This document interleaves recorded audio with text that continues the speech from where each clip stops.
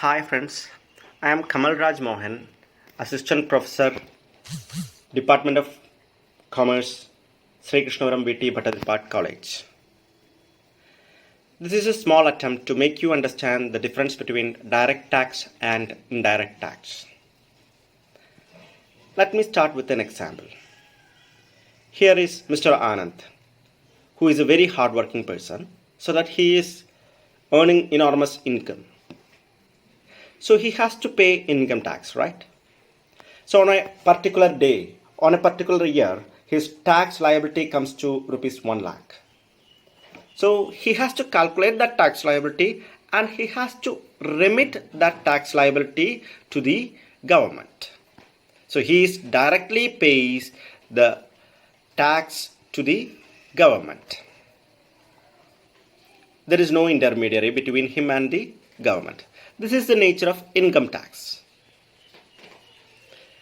And suppose, since Mr. Anand is a high income group person, he often goes to hotel and it must be a 5-star hotel, right?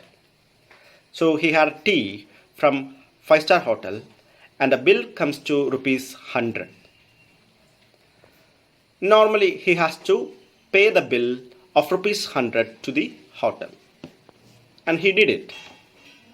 So on the analysis of the bill, you can see that the price of the tea is rupees 80 and GST rupees 20. So that the total amount of the bill comes to 100. And this 100 rupees Mr. Anand has paid. So Mr. Anand has paid the price of the tea and GST of rupees 20. And what the hotel owner has to do? Can he put the whole 100 rupees into his pocket? No. He can take 80 rupees and the remaining rupees 20 GST that the hotel owner has to submit it or remit it to the government.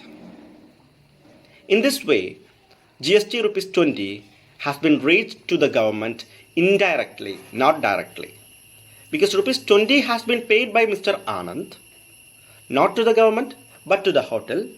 And the hotel owner has to pay rupees 20 as GST to the government. So indirectly, GST rupees 20 reached to the government. So there is an intermediary between Mr. Anand and government. Actually, Mr. Anand paid rupees 20, but not to the government, to the hotel. And hotel owner remit that rupees 20 to the government. This is the nature of GST, goods and service tax. This is indirect tax because this is indirectly reached to the government. So in case of direct tax, the person has to pay the tax directly to the government. But in case of indirect tax, person pays the amount to another person and the second person has to remit the tax to the government. This is indirect tax. So that is the difference between direct tax and indirect tax. Hope you understood the concepts. Thank you.